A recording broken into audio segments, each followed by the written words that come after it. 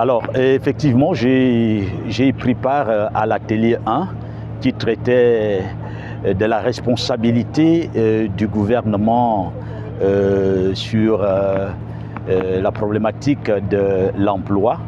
Et effectivement, nous avons constaté dans un premier temps que le rapport en atelier n'a pas été adopté.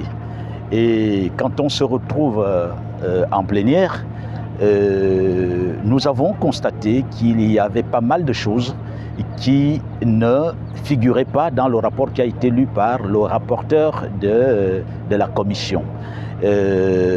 Parmi ces omissions, nous avons par exemple la décentralisation, parce que nous avons pensé que le gouvernement doit effectivement mettre en pratique la décentralisation pour que le développement commence par l'arrière-pays. C'est ce que nous avons proposé. Nous avons suggéré à ce que le budget du ministère de la Défense soit revu à la baisse pour effectivement alimenter les secteurs qui créent de la richesse. Parce que depuis pratiquement un peu plus de 10 ans, nous constatons que le ministère de la Défense est le seul qui recrute.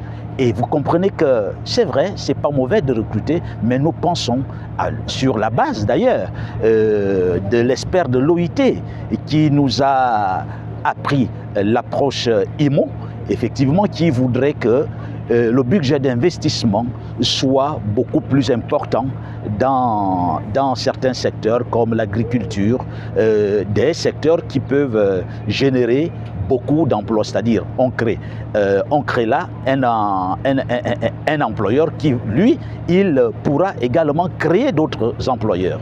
Bon, ça a été une omission, mais je constate malheureusement, parce que tout à l'heure là, alors que le modérateur de ces assises a demandé à ce que des omissions qui ont été faites soient prises en compte par les différents rapporteurs. Mais en allant vers le rapporteur de ma commission, j'ai été surpris qu'il a préféré faire de cette préoccupation une affaire personnelle au point de me faire la leçon en disant où est-ce que j'ai vu dans un pays au monde où le budget de la défense a été revu à la baisse. Moi je lui réponds, non, il y a des pays dans ce monde qui n'ont pas l'armée parce que ce n'est pas une priorité. Je ne dis pas que cela soit le cas pour notre pays, le Gabon. Nous pensons qu'il faut penser à recruter dans d'autres secteurs et on nous a appelés ici pour réfléchir sur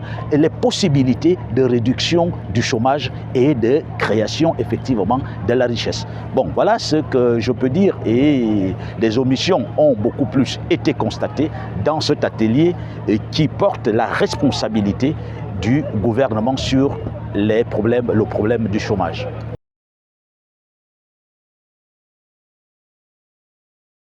Bon, alors, je tiens d'abord à louer, à féliciter le ministre du Travail, le ministère du Travail qui a pensé organiser ces assises qui doivent permettre à ce que les choses soient corrigées. Parce qu'il s'est agi de faire l'autopsie sur la problématique du chômage, comment créer des emplois. Je pense que c'est un débat opportun, c'est un débat qui mérite d'être tenu en ce moment-là. Mais bon, il faut également dire que malheureusement, les collaborateurs n'ont souvent pas le courage d'aborder les questions avec objectivité. Malheureusement, ils ne sont pas assez courageux parce que je ne vois pas comment un directeur va venir me faire le reproche faire le reproche à une commission, aux membres d'une commission, pour avoir fait des propositions et quelque chose d'observable, quelque chose de vrai. Mais bon, est-ce qu'ils ont reçu des consignes? Je n'en sais rien, mais ce que je retiens, c'est que les assises sont à leur fin. Je loue l'initiative, puisque c'est le ministère du Travail qui a organisé sous le haut patronage du président de la République. Nous voulons tout simplement croire que le rapport qui en découlera ne va pas se retrouver dans des poubelles de l'histoire comme cela a souvent été le cas dans notre pays, parce que ce ne sont pas des premières assises sur cette problématique.